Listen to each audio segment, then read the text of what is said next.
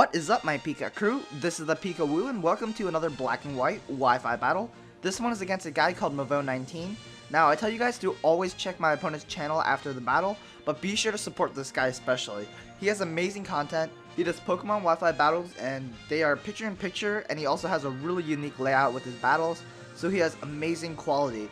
He does other Pokemon stuff as well, aside from battles, so please be sure to check out his link in the description below. Now, onto the team preview. I threw random Pokemon I liked onto a team, and I'm pretty sure he did the same thing. Now, I have a more offensive team, as I only have one defensive Pokemon, which is Camerupt, who can also set up Stealth Rocks. My opponent has more of a balanced offensive team, because he has defensive Pokemon like Piloswine and Miltank, and I see that he has a really weak fighting weakness. Unfortunately for me, I don't have a hard fighting hitter like Sawk, but the Pokemon that stands out to me as dangerous on his team is actually his own Sawk, because Stone Edge and Close Combat can destroy my entire team.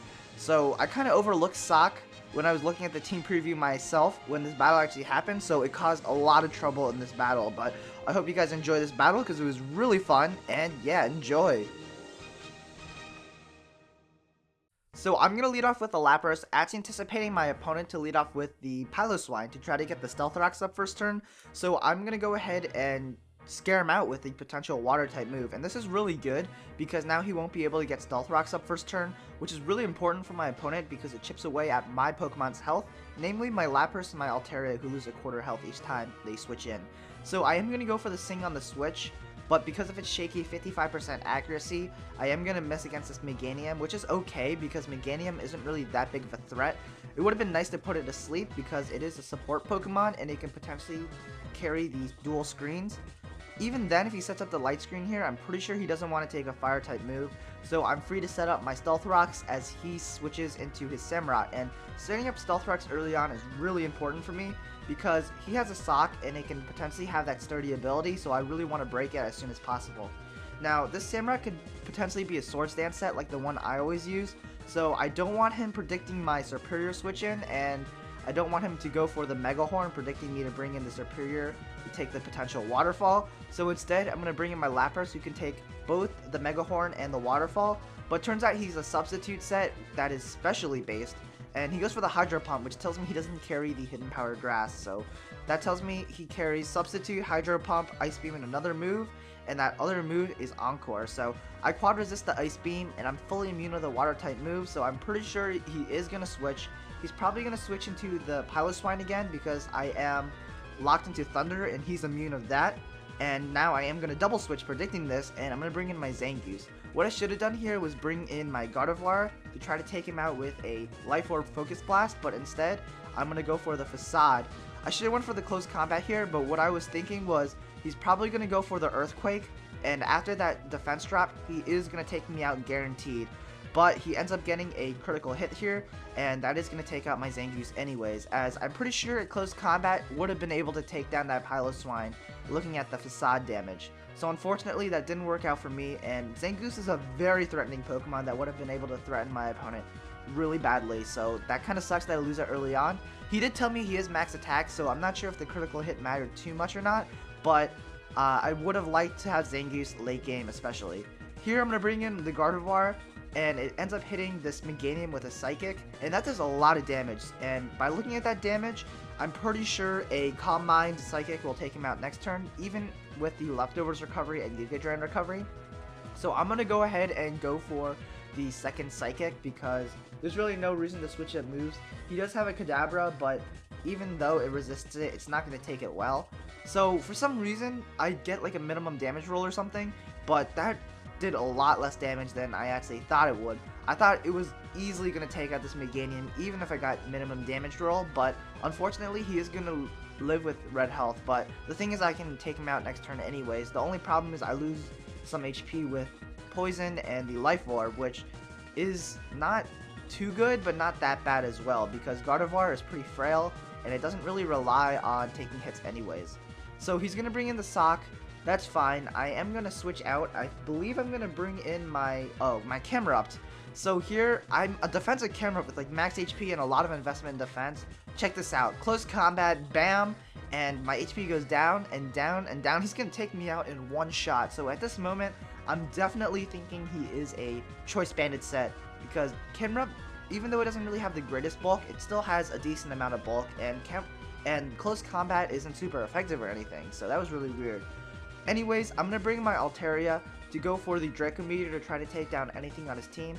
He brings in a Samurott and Draco Meteor to the face, and that's going to take him out in one hit as well. So we're pretty much trading kills.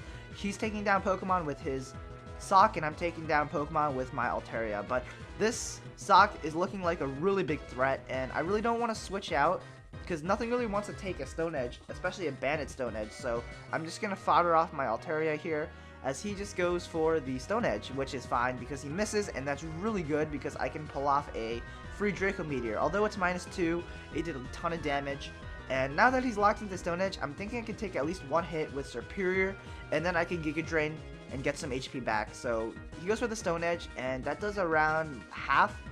It's not going to be able to take me out there if he goes for another Stone Edge, so this is good. As he switches and I switch. Now, look who switches out first. Mine is a max speed Superior, but he switches out first, so that tells me that he outspeeds me, which tells me he is a choice Scarf set and not a choice Band set. So close combat did a ton of damage against my Camerupt, and that was a choice Scarf set, which is ridiculous. And now this is really bad because I don't really have any checks for choice Scarf Sawk anymore. As you can see, my resisted close combat is Gardevoir, and it's at a low amount of HP, and my Zangoose is dead, so I can't go for the quick attack. And yeah, this is not good at all. So here I'm going to go for the Psychic against this Miltank. And the reason why I'm going for the Psychic and not for the Focus Blast is because if I miss this Focus Blast, then he's going to be at full, and I wouldn't be able to take him down in one hit. So I want to go for the Psychic, and even if he goes for the Milk Drink, I put him at a specific amount of HP where I can revenge kill with another Pokemon. And that other Pokemon is no other than the big Altaria, the strong, the destructive, the amazing guy, Altaria Fluffball with the Draco Meteor. Should be able to take down this Miltank, even though he's at like 75% health, because Altaria Life Orb, you don't want to play games with it. Bam, that Miltank is gonna die. So yeah, Altaria and Sawk are just massive enemy threats in the metagame. So he's gonna bring in the Sawk again. I have to pretty much fodder any Pokemon, or one Pokemon of my choice. I'm going to decide to leave my Lapras here as death fodder to take a potential Stone Edge.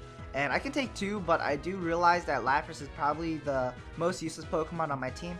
Turns out he goes for the Ice Punch, and this is amazing because my Lapras lives for another day. Since I quad resist that and he's locked into it, he has to switch into another Pokemon, and that's just going to get demolished by a Hydro Pump. So now it's going to be 3-2. I have Lapras, Superior, and Altaria. He's got the Kadabra and the Sawk left, and Sawk comes back in. He can pretty much take out any Pokemon. I do decide to leave my Lapras here as death fodder. Like I said, it's the most useless Pokemon on my team.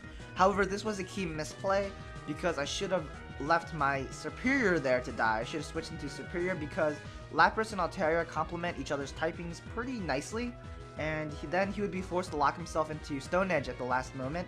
And I know I can live a Stone Edge with Lapras, so that was really bad losing Lapras. Anyways, I'm going to bring in my Altaria because he's locked into close combat. I can go for the Draco Meteor to try to take out his Kadabra. I end up missing, which is really, really bad because he probably is a Focus Sash set, so Draco Meteor is going to be only a 2-hit KO, so let's see what happens. I'm going to take him out, or not. Let's see. So he does have the Focus Sash, and that means he is going to be able to take me out with the next hit, which is probably going to be his Psychic. And now I have one Pokemon left, and that is going to be my Superior. So I can take down this Kadabra, that's fine, but he does have the Sawk left as his last Pokemon, and because Sawk was pretty much threatening throughout the whole battle, he can outspeed and take me out with pretty much any move, and that is going to be the match. So I hope you guys enjoyed. It was a close 1-0, and yeah, so if you guys enjoyed, feel free to leave a like, a comment, and a favorite, and stay tuned for the comment question of the day. So if you guys haven't subscribed already, please be sure to join the ThePikaWu crew by subscribing. Peace!